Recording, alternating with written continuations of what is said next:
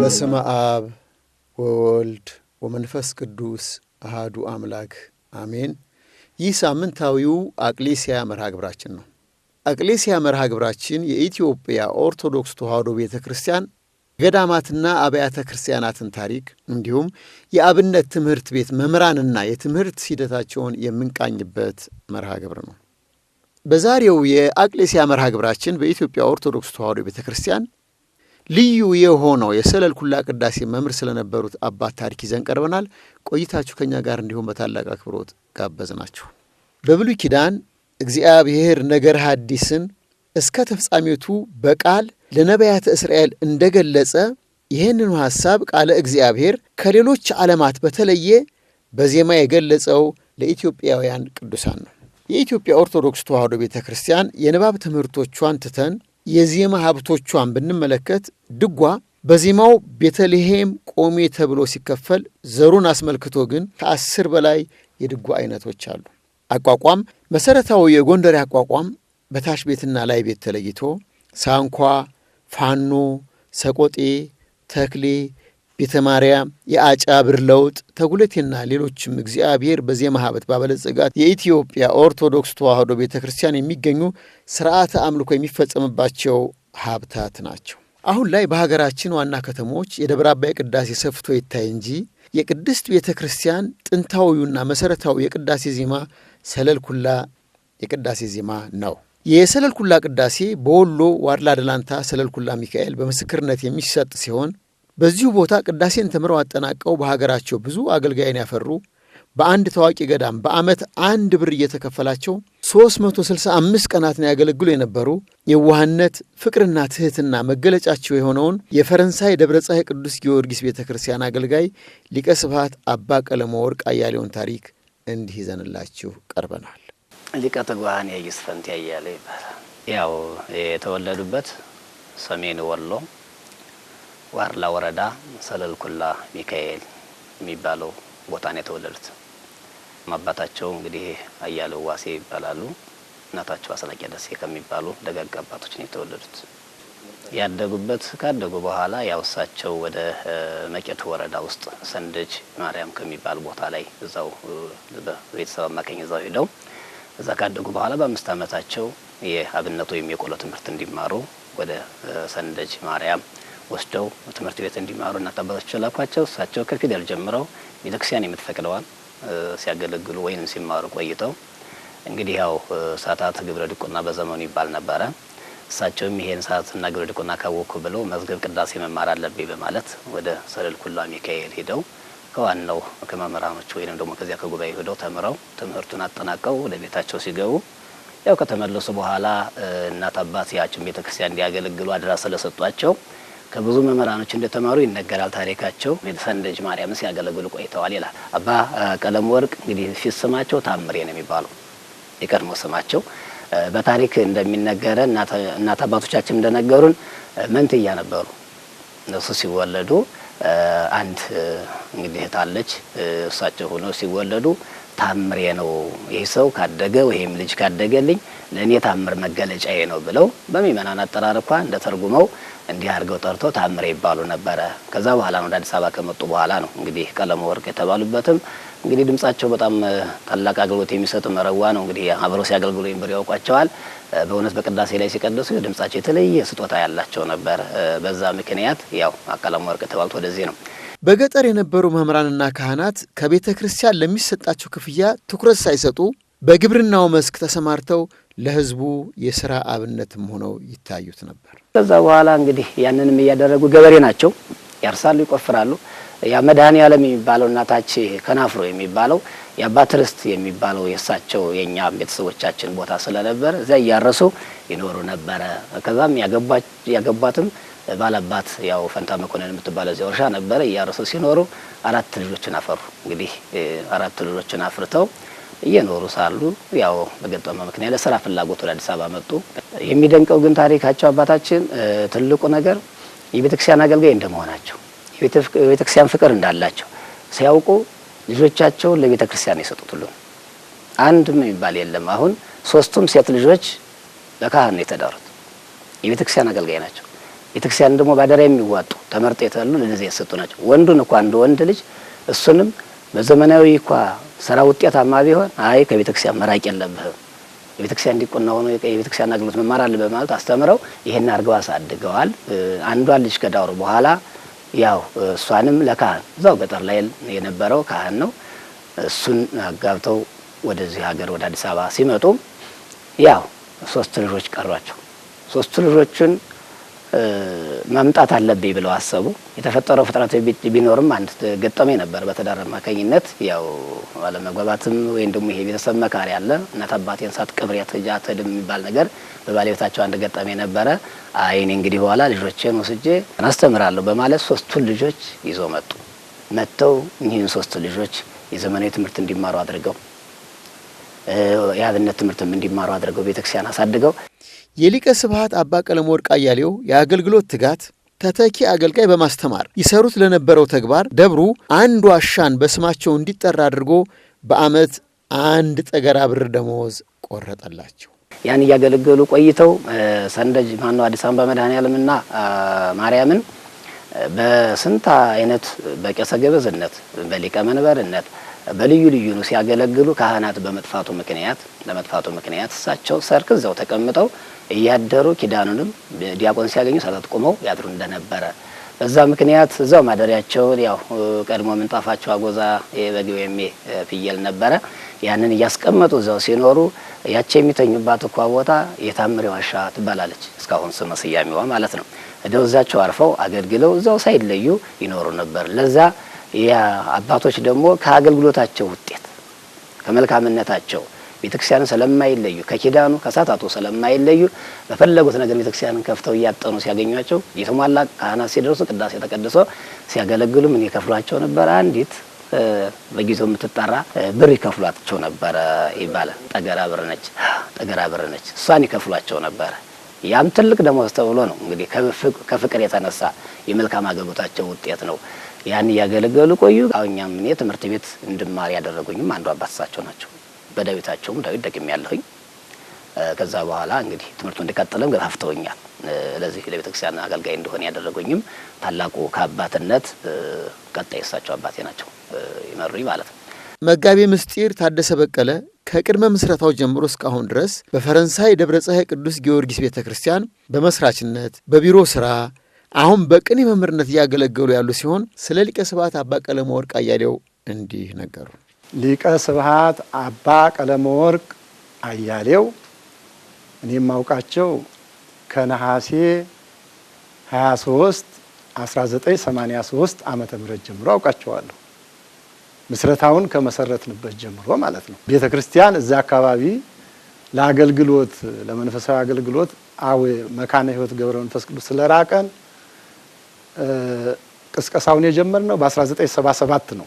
ከዚያን ጊዜ ጀምሮ ግን የተሳካው እንግዲህ ነሐሴ 23 83 ነው። በዚያን ጊዜ ይሄ ነገር ስኬት ሆነ።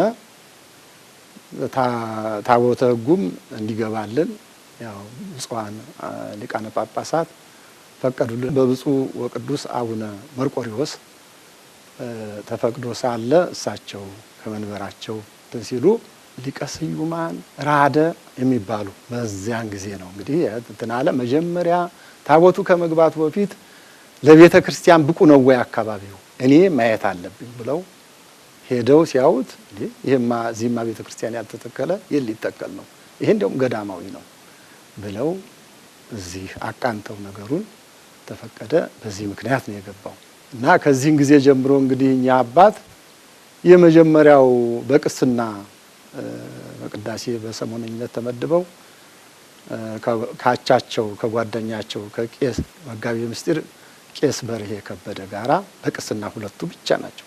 ተቀያሪ እንኳን የሌላቸው እንግዳ መጥቶ እንደው ካልተጋበዘና ካላሳረፋቸው ሁለቱ ብቻ በምን አቅም ሌላ ሪዘርቭ ይደረግ እንደዚህ ሆነው ሲያገለግሉ የቆዩ በዛን ጊዜ አብረውን እንደ ነዋሪ መስርተዋል። ቆፋሮ ቆፍረዋል። አብረው በጉልበት የሚሰራ ሁሉ እየሰሩ አብረው እንትን ብለዋል። እንደገና አቋቁመንም ትንሽ ደግሞ ልናሻሽል ስንል ጨረቃ ሰፈር እንግዲህ በዚያ በፊት በመጠሪያው ጨረቃ ሰፈር ተብሏል። ያ ሰፈርና በዚያ ወረድ ብሎ ያለ ቅርብ ያለ ልጆቻቸውን ምእመናን የጊዮርጊስ ስራ ሊቆም ነው፣ ውሃ የለም፣ በውሃ ምክንያት ባለሙያዎች ቆሙብን ሲሉ እንደው እሳቸው ተናግረው በድምጽ ማጉያ ተላልፎ 5 ደቂቃ ውሃውን ይዘው ከችሉ ነበር።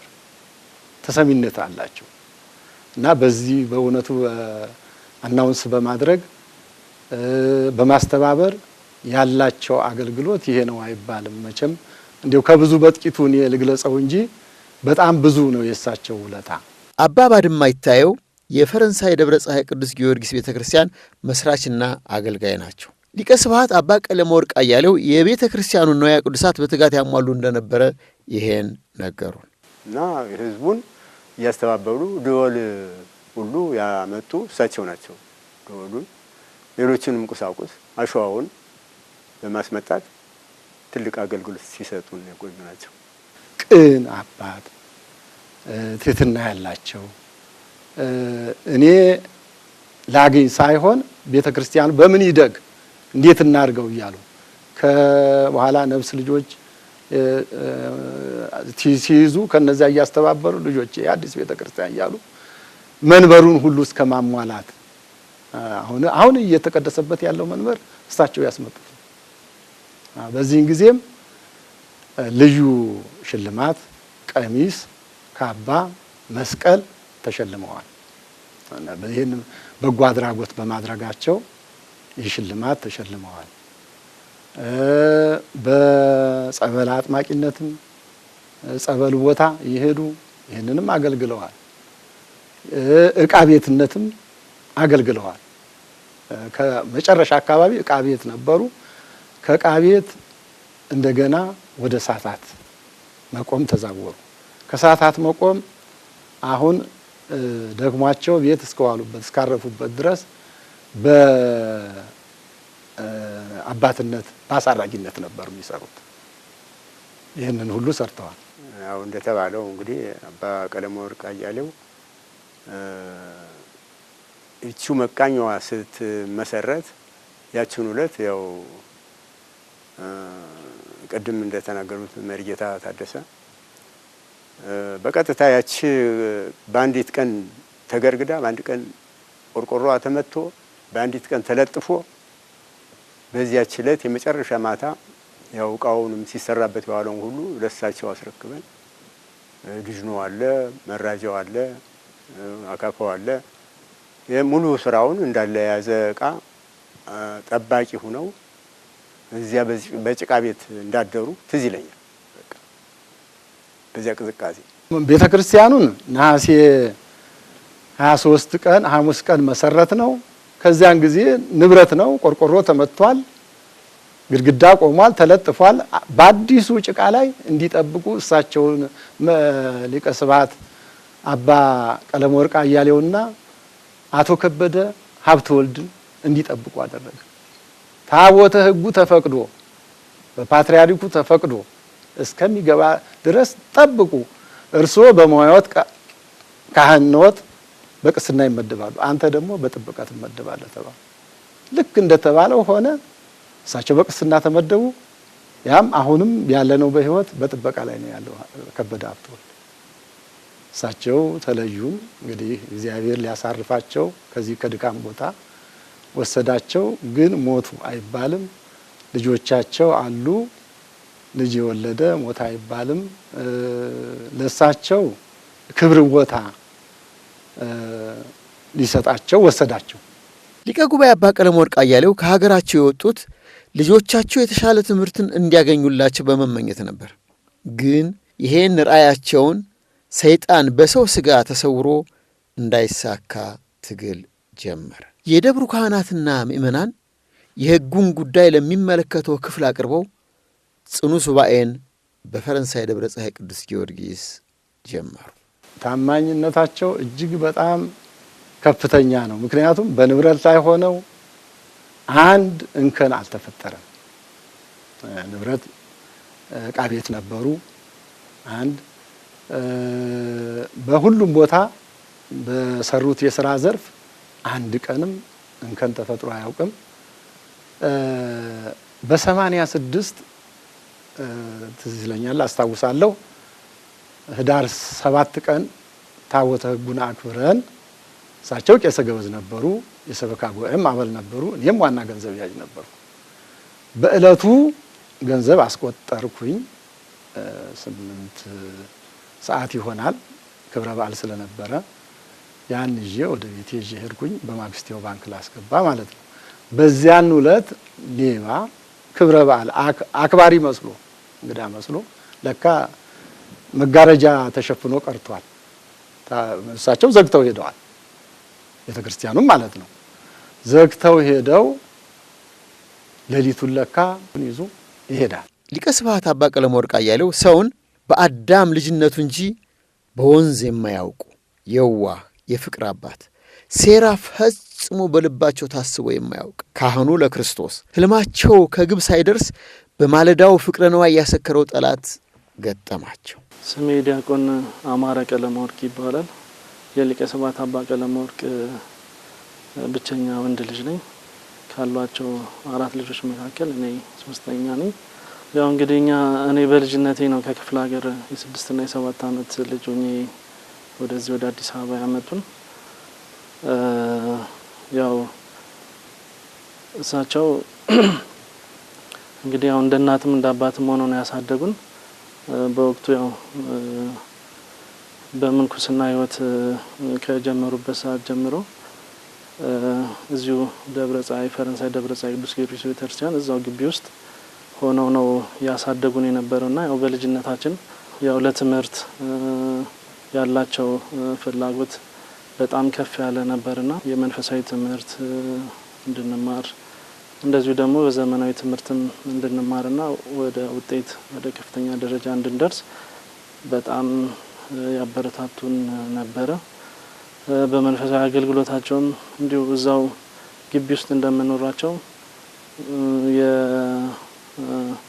የአገልግሎት መደብ ቢኖራቸውም በቃ 365ቱንም ቀን እዛው ቤተክርስቲያን ውስጥ በነግ በመገኘት ደወል በመደወል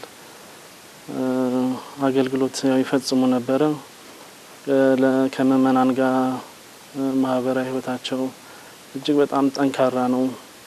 ትንሹን ትልቁን ሁሉንም እኩል በማየት በሀዘን በደስታ ከአካባቢ ጋር በመገናኘት እንደዚህ ማህበራዊ ለማጠናከር የተለያዩ 5-6 እድሮችን በመግባት ያንን ህዝቡን በማጽናናት በመምከር እንደዚሁም ለስጋው ደሙ ነፍስ ልጆቻቸውን እንዲቀቡ በማድረግ ወጣት ነፍስ ልጆቻቸውን በትዳር በስጋው ደሙ በተክሊል እንዲጋቡ በማድረግ ይህን ሁሉ አገልግሎት ይሰጣሉ። ከባልደረቦቻቸው ጋር መልካም የሆነ ግንኙነት ነው የነበራቸው። እናም እኛ በዛው ልክ አባቶችን በመታዘዝ ዝቅ ብለን በመታዘዝ ፈሪሃ እግዚአብሔር እንዲያድርብን በማድረግ እነዚህን የመሳሰሉትን ነገሮች እንድናደርግ ከፍተኛ ተጽዕኖ አሳድረውብናል። አባታችን ሊቀ ስብሐት አባ ቀለመወርቅ እንግዲህ በደብራችን በፈረንሳይ ደብረ ፀሐይ ቅዱስ ጊዮርጊስ ቤተክርስቲያን ካሉ አባቶች ከትልቅ አባቶች ጋር እንደ ትልቅ ሆነው በግንኙነታቸውን መልካም በማድረግ ያው ከዲያቆናት ጋርም ከዲያቆኑ ጋር ከሰንበት ተማሪው ከሁሉም ጋር ያላቸው ተግባቦት እጅግ በጣም መልካምና ለሌላው አርአያ የሚሆን ነው። እኔ ያው በነበርኩበት አብረን በኖርንበት ዘመን ከዚህ ጋር ተጣሉ ተጋጩ የሚባል ነገር ያው አይቼም ሰምቼም አላቅም። ቢበደሉ እንኳን ይቅር የሚሉ አባት ነበሩና እጅግ የሆነ መልካም ተግባቦት ነበራቸው ከባልደረቦቻቸው ጋር። ዘረኝነት ስል አሁን የጎሳ የብሔር አይነት እንትን ይላል። እሳቸው በዚህ ውስጥ የሉበትም። ይሄን ስል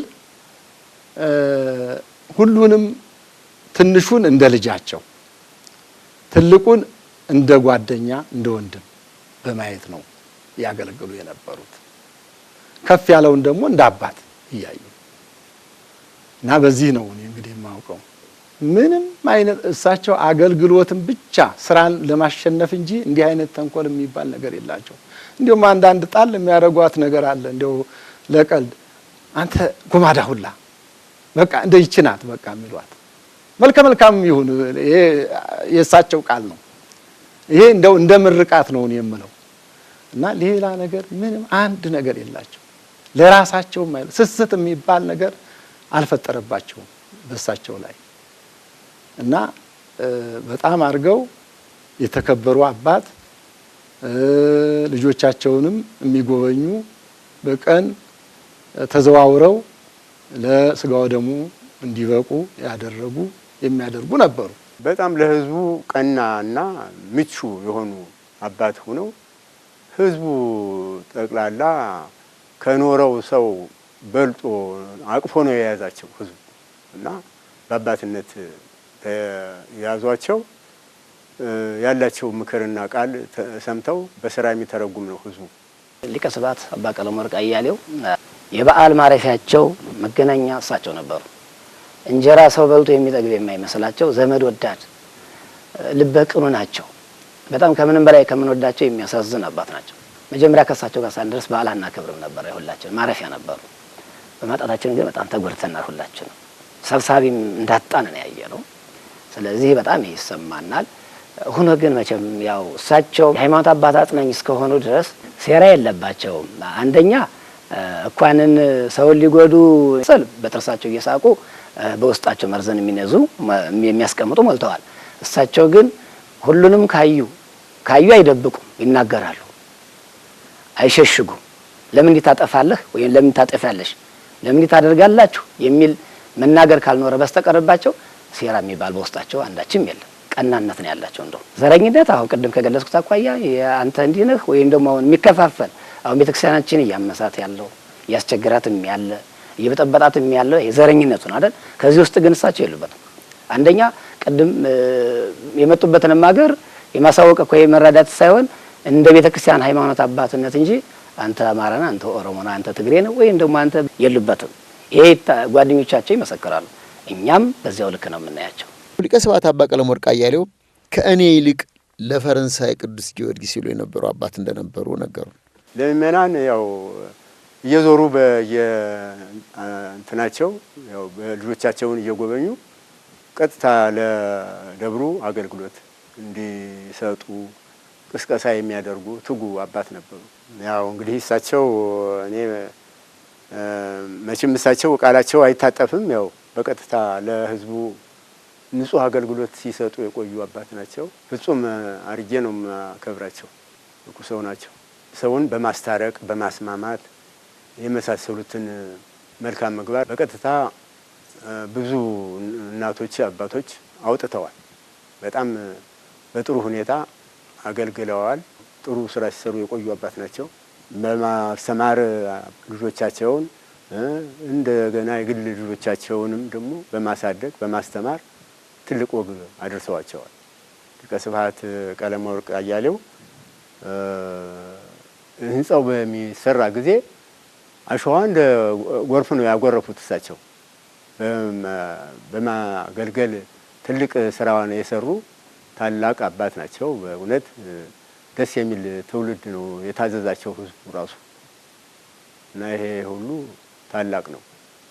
ታላቅ አባት ናቸው ያጣናቸው። እግዚአብሔር አሁንም ልጆቻቸውን ይባርክልን ነው የምንለው። እግዚአብሔር አይለያቸው። በፍቅር የተሞሉ ሰው አባት ናቸው። የሊቀ ስብሐት አባ ቀለመወርቅ አያሌው የቤተክርስቲያን የአገልግሎት ስርዓታቸው የሃይማኖት አባት አደራ ተዋጭነታቸው ደግሞ እረኝነታቸው ከሚመሰገኑ ትልቁ ነገር ምእመናንን በየጸባይ መልካቸው በየአመላቸው በማስተማር በመምከር እንደውም በደግነት በፍቅር በመሳብ ወደ እሳቸው እንዲቀርቡ ያደርጓቸዋል። ከመቅረባቸውም አኳያ ትምህርቱን አስተምረው ገብቷቸው ለቤተ ክርስቲያን አንደኛ ራሳቸው መስጠት ያለባቸው ራሳቸው ለንስሐ መብቃት ለስጋው ደሙ መብቃት ከዛ በኋላ ደግሞ ከነሱ ልቅ ደግሞ የሚተርፋቸው ደግሞ አስራት በኩራታቸውን አውጥተው ቤተ ክርስቲያን እንዲያገለግሉ የሚያደርጉ እንደሆነ ሁሉም ይመሰክርላቸው። ማንም ይመሰክርላቸው ነው። ስለዚህ አሁን አንድ ትልቅ የሃይማኖት አባት ማለት ይሄን አይነት አደራረኝነት የተዋጡ በመሆናቸው እኛም በሳቸው እንኮራለን።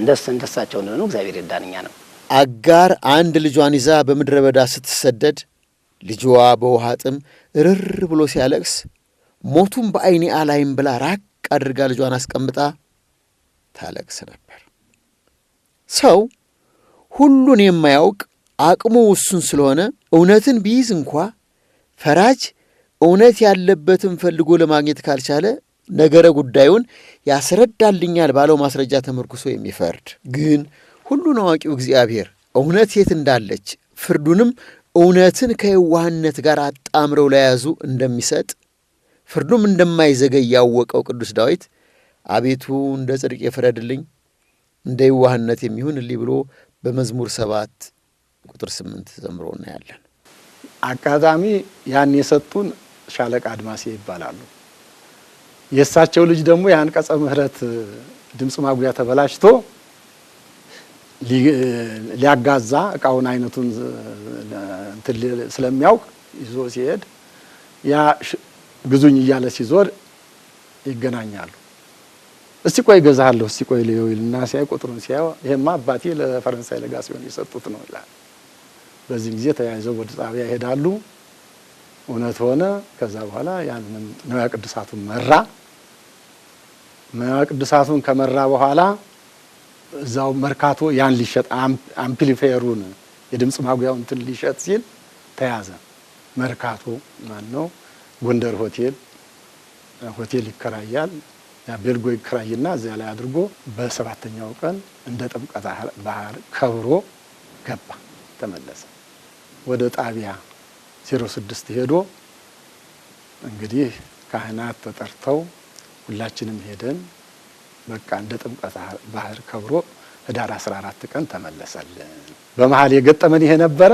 እግዚአብሔር ባወቀ ተአምር ሰርቶ ንዋየ ቅድሳት ጠፍቶባቸው በተባለበት ሰዓት ላይ በዛን ጊዜ እኛ ሲነገረን የራሱ ግልጽ ሲገለጽላቸው እንደውም ያቺ መበለቷ በቤት ገብቶ ያ ሰማዕቱ ቅዱስ ጊዮርጊስ ታስሮ ቤቱን እንዳለመለመላት አምላኮሙ ለክርስቲያን ተመስሎ ሰባ መጽሐፌ ብላ እንደመሰከረችለት የእሳቸውም ታስረው ባሉበት ሰዓት ያ ንዋየ ቅድሳት በተገኘበት ሰዓት ላይ እሳቸው ካልመጡ ተብሎ ይዘው አመጡት ሲባል እኛም የክርስትና ተከታይ እንደመሆናችን የዝምድና ጉዳይ ሳይሆን ምን ያህል እምነት አላቸው፣ ምን ያህል ታማኝ ናቸው፣ ምን ያህል እግዚአብሔርን ይፈራሉ፣ እግዚአብሔር እንዴት ይወዳቸዋል፣ ሰማዕቱ እንዴት ይወዳቸዋል በሚል በጣም እኛ በዚህ ደስታ ተሰምቶናል። በዛ በሰማንበት ሰዓት ላይ ምኑ ይነገራል። በእውነቱ እኔ በዋህነታቸውን የማውቀው ሌላ ነገር እኔ አላየሁም። ያው ንዋየ ቅድሳቱን በመሰረቁ ምክንያት እሳቸው ትንሽ ተንገላተዋል። ለምን ያው መችስ እሱ እንደወሰደው ነው። ዘበኛም ይሁን ምንም ይሁን እሱ እንደወሰደው ገምቶ ፖሊስም ያንገላታል። ሌላውም እውነቱ እስከሚወጣ ድረስ ፈተና ገጥሟቸው በዚያ አዝነናል እና ያንን ፈተና በየዋህነታቸው ተወጣውታል። እግዚአብሔር በ7 ቀኑ መልሶ አመጣልን ንዋየ ቅዱሳቱን። በዚያ ምክንያት ያው ከሰላም በቀር ሌላ ምንም ነገር አናይባቸው። የፍቅር ባለቤት ናቸው በጣም። ንዋየ ቅድሳቱን ተሰርቆ በማግስቴው ለኪዳን ሲመጡ ያጡት ደወል ደወሉ። ምእመናን ተሰበሰበ። ያው ማፈላለግ ጣቢያ ማመልከት ተጀመረ። ህዝቡ በአቡነ ማትያስ አማካይነት አይዟችሁ ጸሎትና ሱባኤ እንግባሉ። ለ7 ቀን ስንጸልይ አጋር የልጇ ለቅሶ ድምፅ ኃይል አጥቶ ዝም ሲል ልጇን ቀብራ እግሯ ወደ ጣላት ለመሄድ ወስና ባለችበት ሰዓት ቀድሞ ኤሎርኤ ብላ የጠራችው እግዚአብሔር መልአክ እግዚአብሔር የብላቴናውን ድምፅ ባለበት ሰምቷልና አትፍሪ፣ ተነሽ፣ ብላቴናውን አንሺ፣ ትልቅ ሕዝብም አደርገዋለሁና። እግዚአብሔርም ዓይኗን ከፈተላት፣ የውሃ ጉድጓድንም አየች። ሄዳም አቅማዳዋን በውሃ ሞላች፣ ብላቴናውንም አጠጣች። እግዚአብሔርም ከብላቴናው ጋር ነበር። ኦሪት ዘፍጥረት ምዕራፍ 21።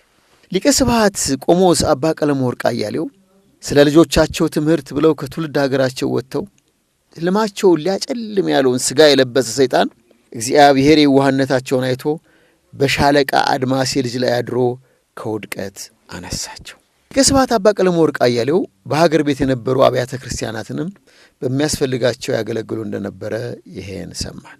መጀመሪያ ተወልደው የተማሩባትን ትምህርት ቤት ሰንደጅ ማርያምን ሙሉ ነው ቅዱሳት በመስጠት መድኃኔዓለም አዲስ አበባ ማርያም ከዛም በኋላ አዲስ አበባ ደግሞ ስላሴ የሚባል ተተክሎ ነበር።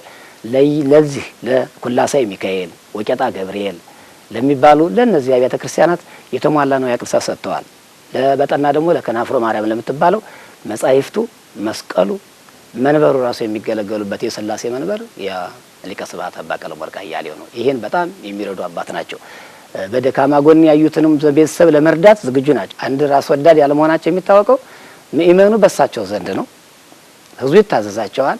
ለግላቸው ቤት ሰርተው ማሳደግ ልጆቻቸውን እንኳን ያልቻሉት ለመቼው ጊዜ ነው ብለው ልክ የምንናወኑ ሰዓት እንደያዙ እኛም እየወቀስናቸው ነበር። እሳቸው ግን ስለሚያውቁት ነው። እግዚአብሔር የሚሆነውን ነገር ስለሚያውቁ ለግል የሚሆን የሚል ነገር የላቸውም። በጣም መልካም አባት ናቸው። የሊቀ ስብሐት ቆሞስ አባ ቀለም ወርቅ አያሌው ልጅ ስለ አባቱ ይሄን ነገረን። ያው ለኛ ሲሰጡን የነበረው ምክር ምንድነው? ያው ፈሪሃ እግዚአብሔር እንዲኖረን የእሳቸውን ፈለግ እንድንከተል ከህዝቡ ጋር ከነዋሪው ጋር ከአገልጋዩ ከአባቶች ጋር በመልካም እንድንኖር ያደርጉን ነበር። በተለይ ደግሞ ያው ትምህርት ላይ ያላቸው ነገር በጣም ጠንከር ያለ ነውና እንዳንዘናጋ ከፍተኛ የሆነ የማበረታታት በሚችሉት እንደውሳቸው ዘመናዊ ትምህርትን ባይማሩም ያው በሚያዩት ያለውን ነገ መጻዩን ነገር ስለሚረዱት ያለው ውድድርም እየጠነከረ ስለሚመጣ ነገ ህይወታችሁ የተስተካከለ እንዲሆን ትምህርታችሁ ላይ በጣም በርቱ ጠንክሩ የሚል ነገር ያስተላልፉልን ስለነበረ ያው ሁላችንም እንግዲህ እግዚአብሔር ረድቶን የተሻለ ደረጃ በዩኒቨርሲቲ በመመረቅ በዲግሪም በማስተርስም በዛ ደረጃ ላይ ነው እንግዲህ እንድንደርስ አድርገውናል። ያው እንግዲህ በዋናነት እኔ ልነግር የምችለው ያው አባት ብቻ አይደለም፣ በእውነት እንደ እናት ነው። በተለይኛ በምንመረቅበት ሰዓት ትዳር በምንመሰርትበት ሰዓት እንግዲህ ምን ያህል ዝግጅት ማዘጋጀት በጣም ከባድ ነው። ግን እሳቸው ጠላውን የሚጠጣውንም ነገር ጠምቀው አዘጋጅተው እዛው ቤታቸው ራሳቸው ሆነው ያሳደጉ አባት ናቸው እና በቃ የማይደገሙ አባት ናቸው። በመጨረሻም ሰው ልቡን እንደ እግዚአብሔር ፈቃድ በተንኮል ሳይሆን በየዋህነት መልቶ እግዚአብሔር ከሚጸየፈው ዘረኝነትና ገንዘብ አምልኮ ተለይቶ የተጠራበትን አገልግሎት ፈጽሞ ሲሄድ ከሞት ወደ ሕይወት ተሻገረ በማለት ቅዱሳት መጻሕፍት ተባብረው ይመሰክሩለታል። ብዙ አባቶች ሄደውብናል። እሳቸውም ደግሞ ሲሄዱብን እንደ ሆዳችን እየባባ መጣ። በእውነት መካሪ አባት አያሳጣህ ይባላል። አሁን አባቶች እየተከታተሉ ሄዱ። እነሱ እንግዲህ እግዚአብሔር ጠራቸው። እግዚአብሔር ለበጎ ነውና እነሱን ሊያሳርፍ ፈልጎ ነው። ለኛ ግን ስለተለዩን እንደው ቅር እያለን ግን ደግሞ ይሄ ተፈጥሯዊ ሕግ የእግዚአብሔር ሕግ ስለሆነ አካሄዳቸው በእውነት ሞቱ ይባላል። ያ ሁሉ ክብር በእውነት ደስ የሚል ነው።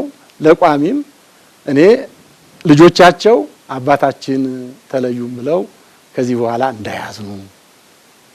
እንዳያዝኑ እንዲጽናኑ አሸኛኘታቸውን በማየት በሙሉ ደስተኝነት ስማቸውን ማዘከር እንጂ ሀዘን እንዳያጠብቁ ነው ማስተላለፍ።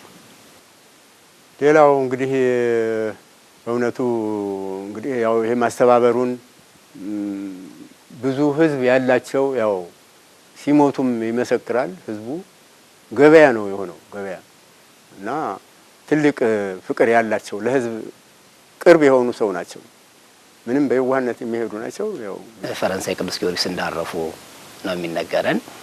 እዛ ተቀምጠው ያሉ ልጆቻቸውን ይዘው መጥተው እንደሚባለው እኛም አሁን የሚያስቀናን ነገር የአዲስ አበባ ህዝብ ምን ያህል እንደሚወዳቸው በጣም የሚወደዱ ስለነበረ ልጆቻቸውን በዚያው ፍቅር ነው። አሁን ስማቸውን እንኳን ከኛ ልክ እነሱ በደንብ አድርገው ይጠሯቸዋል። የአዲስ አበባ የጨረቃ ሰፈር የሚባለው አካባቢ ህዝብ በጣም እንደሚወዳቸው አባታችን ሊቀ ስብሐት አባ ቀለም ወርቅ እንግዲህ ያው ብዙ ከዚህ በፊት የነበሩ አባቶች ገልጸውታል። በእውነቱ ምንም አይነት አድሎ ወይ ደግሞ የሚመርጡት ሰው የለም። ወደ እግዚአብሔር ቤት የመጣ ማንኛውንም ሰው ተቀብለው በአበ ነፍስነት የእረኝነት ስራቸውን ሲሰሩ የቆዩ አባት ናቸው። በሰፈሩም እጅግ ተወዳጅ ናቸው። ምንም ሰዎችን ሰው በሰውነቱ በክርስትናው በዛ ነው እንጂ የሚመርጡት ይሄ ሀብታም ነው ይሄ ድሃ ነው የማይሉ የሁሉ አባት ናቸው እና በዚህ ደግሞ ያው እሳቸው ህዝቡ በሚታመሙበት ሰዓት ሊሆን ይችላል፣ በሚቸገሩበት ሰዓት ሊሆን ይችላል። እንደተባለው ዛሬም እንግዲህ ባረፉበት ወቅት የዛን መልካምነታቸውን እንግዲህ በተግባር ሰው በመገኘት ሽኝት አድርጎላቸዋልና ከነፍስ ልጆቻቸው ጋር ጥሩ ግንኙነት ነው የነበራቸው።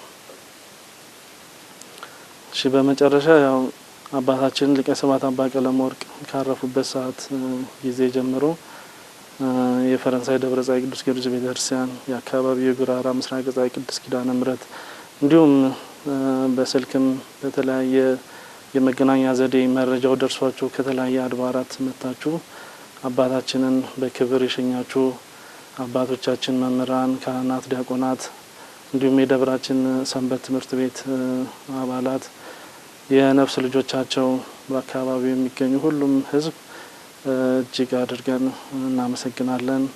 ብድር ይግባችሁ ማለት እንወዳለን። ቀሪዎቹን መርሃ ግብራት እንድትከታተሉ በታላቅ አክብሮት በመጋበዝ የዕለቱን አቅሌስያ መርሃ ግብራችንን እዚህ ላይ አጠናቀናል።